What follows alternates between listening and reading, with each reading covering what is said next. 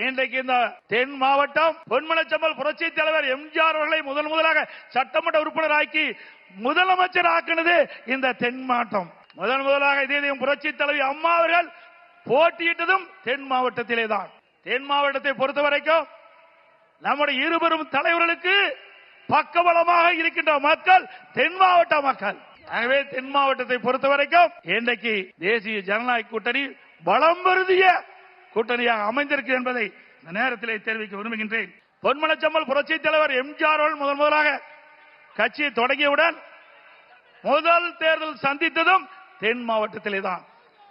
திண்டுக்கல் நாடாளுமன்றம் முதல் வெற்றியை தென் மாவட்ட மக்கள் தான் அதிமுகவுக்கு கொடுத்தார்கள்.